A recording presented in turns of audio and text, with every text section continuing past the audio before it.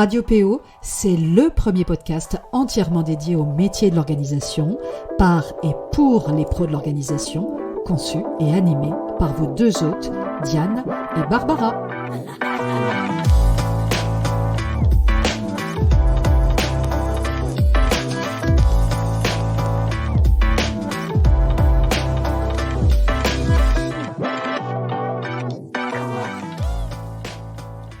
Je vous retrouve ce matin pour ce 4e épisode de notre nouveau podcast Radio PO avec une joie profonde, sincère. Je me réjouis vraiment de partager avec vous ce café matinal, ce petit moment, ce petit bout de ma journée au moment où j'enregistre ces mots et qui va venir rencontrer, et je trouve ça extraordinaire, un petit bout de votre journée à vous au moment où vous les écouterez, peu importe finalement où vous serez, ce que vous serez en train de faire et quand vous le ferez. Je le fais en étant la plus alignée et la plus connectée possible à vous, en pensant et en m'adressant à vous, avec l'intention sincère de partager, justement avec vous qui m'écoutez, ma vision du métier, mais aussi et surtout son histoire et sa place dans le monde. Je voulais en profiter aussi quand même pour vous remercier du fond du cœur pour tous les messages d'encouragement qu'on a reçus, Barbara et moi, depuis le lancement de Radio PO le 15 février dernier. Merci aussi pour vos 5 étoiles et vos 54 avis, c'est quand même pas mal pour un démarrage sur Apple Podcast, et tous vos cœurs sur les autres plateformes. Donc surtout, continuez à nous soutenir, on a besoin de vous. Laissez-nous plein d'autres avis, mettez-nous plein d'étoiles, faites découvrir le podcast à vos amis, d'une part parce que nous, ça nous fait plaisir et que ça nous encourage vraiment, mais aussi, vous le savez, parce que ça permet à notre podcast de gagner en visibilité, de remonter en fait dans les classements et donc d'être plus visible et donc de toucher plus de monde. Et ça veut dire quoi ? Ça veut dire que c'est aussi pour nous la possibilité de faire découvrir les métiers de l'organisation et celles et ceux qui l'exercent à un public plus large. Alors vraiment, on compte sur vous et évidemment, je vous en remercie du fond du cœur par avance.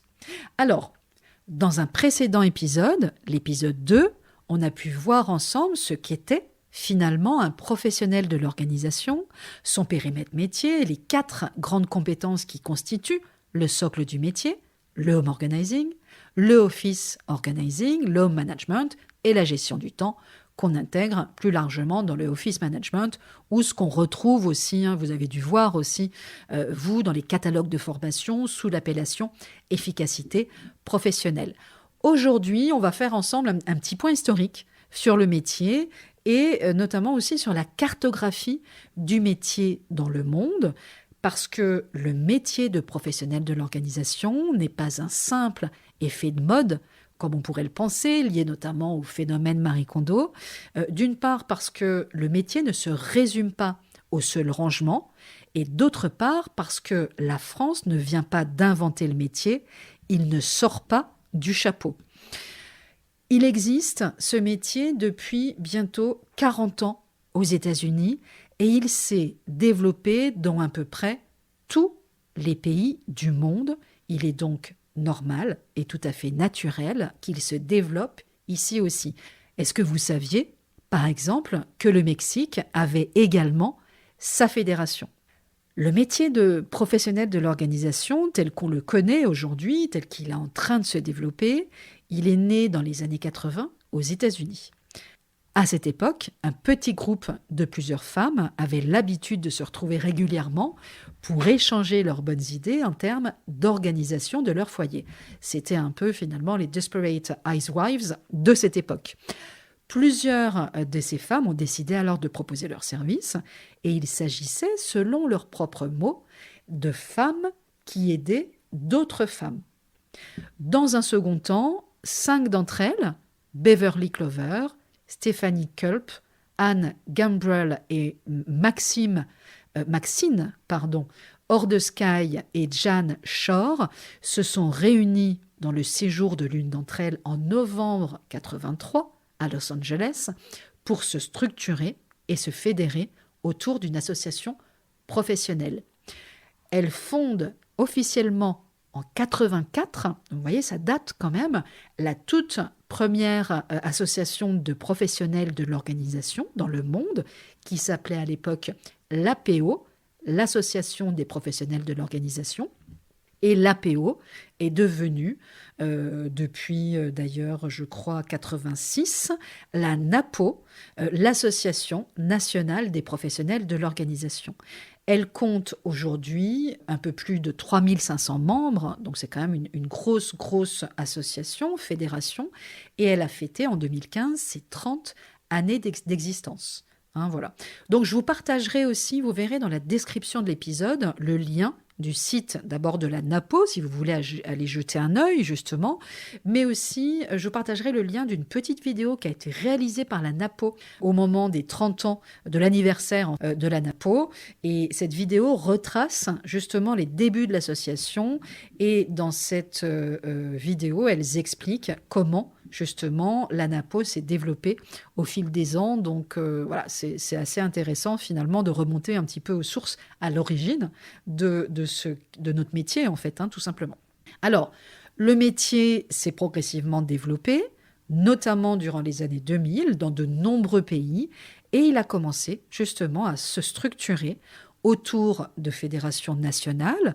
Vous avez notamment donc en Angleterre une autre grosse fédération qui est l'ADPO, l'Association des professionnels du désencombrement et de l'organisation, un désencombrement, decluttering en anglais justement, qui a été créée en 2004 en Angleterre et qui compte aujourd'hui plus de 400 membres. Je vous mettrai éventuellement aussi le lien. Le Canada, lui, compte quant à lui effectivement 600 membres, donc c'est quand même pas mal aussi. Et il existe également, à titre d'exemple, que vous le sachiez également, une fédération au Brésil qui a été créée en 2013, une fédération au Japon en 2008, mais aussi en Australie, aux Pays-Bas, en Italie, une fédération d'ailleurs qui est très dynamique, très active et qui a beaucoup d'avance d'ailleurs, hein, quelques années d'avance sur la nôtre, et y compris effectivement en Espagne. Hein, voilà. Et la plupart de ces fédérations sont réunies au sein de ce qu'on appelle la Fédération internationale des associations de professionnels de l'organisation, qui s'appelle l'IFPOA, qui a été créée en 2007. Alors, la FFPO, qui est notre fédération, n'en fait pas encore partie parce qu'on ne peut intégrer l'IFPOA à compter de 100 membres actifs, donc on n'en est pas loin avec la FFPO, donc on sera probablement bientôt en mesure justement de pouvoir intégrer l'IFPOA. Alors, en France, si on revient un petit peu sur le marché français, les professionnels de l'organisation, les premières professionnelles de l'organisation, celles qu'on appelle en fait souvent les pionnières, alors dont je fais partie, ont vu le jour alors en 2004 et en Belgique en 2011. Donc si on retrace un petit peu, en 2004, il y avait déjà notamment Laurent Seinfeld de l'agence Jara, que vous connaissez peut-être, qu'on avait vu d'ailleurs souvent dans quelques reportages télé. Voilà, à l'époque, justement, il me semble sur M6 même. Vous avez également en 2008 Cyril Frémont, qui avait notamment publié un livre en 2008 aux éditions Fleurus, Organiser ses rangements. Voilà, vous aviez à peu près à la même époque que moi, puisqu'on s'est lancé quasiment en même temps, Laure Dufour, qui avait créé à l'époque Organizen sur Rennes de mémoire, mais elle n'est plus en activité aujourd'hui. Donc il y avait moi effectivement aussi en 2011 avec Zen Organisé à l'époque, mais également Pauline Levasseur du réseau By Pauline, qui est l'actuelle présidente de la FFPO et qui était donc ma vice-présidente France quand j'étais présidente de la FFPO. Donc on a cofondé la FFPO ensemble. Et puis en 2011 également pour la Belgique, donc Élodie Ouéry, qui est toujours en activité aujourd'hui. Alors, il est particulièrement difficile, puisqu'on nous pose souvent la question de savoir précisément combien la France, ou même la Belgique ou la Suisse, compte de professionnels de l'organisation et de home organizers en activité, parce que toutes celles qui se lancent, et soyons clairs, hein, c'est quand même encore aujourd'hui une grande majorité de femmes à ce jour, n'adhèrent pas forcément à une fédération professionnelle. Il est donc difficile de les recenser avec précision, d'autant qu'on n'a pas encore, par exemple, un code APE qui soit propre à notre activité. Et donc, c'est difficile, justement, de les retracer au niveau de l'INSEE, par exemple, et à travers le répertoire Sirène, par exemple. Mais on estime à environ 200-250 le nombre de PO professionnels de l'organisation en France, mais ce chiffre, attention, il reste le fruit d'une estimation mais très très à la louche et ça ne peut donc pas représenter une donnée chiffrée consolidée. À mon sens, le chiffre, il est largement sous-estimé. Moi, je pense qu'on est probablement plus proche des 500 et encore, je pense même que c'est probablement au-delà, mais tout domaine d'intervention confondu. Donc que ce soit des home organizers, mais aussi des office organizers, etc., etc. Par ailleurs aussi, vous avez de nombreuses PO ou HO pour home organizers qui se lancent encore aujourd'hui en complément de leur activité, ce qui ne facilite pas finalement la cartographie des professionnels en activité et qui font de ce métier justement leur unique activité. En tant qu'observatrice du marché depuis plus de 10 ans, on va même dire 12 précisément, aujourd'hui, je constate toutefois que les profils des personnes qui font le choix de ce métier évoluent. Les personnes qui se lancent aujourd'hui le font avec l'intention ferme d'en faire leur principal métier et ne sont plus dans l'optique de faire par exemple du home organizing, leur hobby, sur leur temps libre parce que justement elles ont toujours adoré ranger, parce qu'elles ont toujours aimé ça, etc. Et elles sont dans une autre dynamique, elles ont compris. Et on espère quand même qu'à notre modeste échelle, on y est quand même aussi pour quelque chose.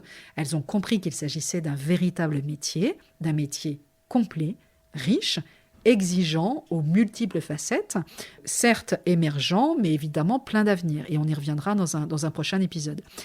Elles ont compris également, et ça c'est important, qu'on ne s'improvise pas professionnel de l'organisation ou même home organizer en 2 jours, et qu'il était important d'acquérir et de développer de nouvelles compétences, d'abord en se formant, évidemment, mais également en travaillant son discours, en travaillant son positionnement, ses qualités de chef d'entreprise aussi, on y reviendra très souvent également, et puis le fond de son expertise aussi. Ne pas avoir peur d'approfondir certains sujets, par exemple, ou en développant au long cours, ce que j'appelle, moi, une culture de l'organisation, ce qui ne se fait pas, comme vous l'imaginerez aisément, du jour au lendemain. Bref, il est quand même essentiel que le ou la professionnelle de l'organisation qui se forme et se lance aujourd'hui comprenne justement dans quel écosystème elle se lance. Nous l'invitons à assumer pleinement, sans réserve, le choix professionnel qu'elle fait ou qu'il fait en décidant de se lancer en tant que PO et d'emporter fièrement, jour après jour, haut et fort, ses valeurs parce que oui, contre toute attente et aujourd'hui plus que jamais, notre métier est un vrai métier. À vous, la nouvelle génération qui nous écoutez, là peut-être en ce moment même, mais à nous aussi, les anciennes, justement, qui sommes là depuis longtemps et qui sommes déjà dans la transmission, parfois à travers la formation, mais aussi, par exemple, à travers ce podcast, et qui portons la responsabilité de faire connaître notre métier au plus grand nombre, de lui donner, par notre engagement, par la qualité de notre travail, par l'exigence que nous mettons dans notre pratique professionnelle, enfin, ces lettres de noblesse. Je vous souhaite un bon vendredi, un doux week-end et je vous retrouve très bientôt pour un nouvel épisode. À bientôt.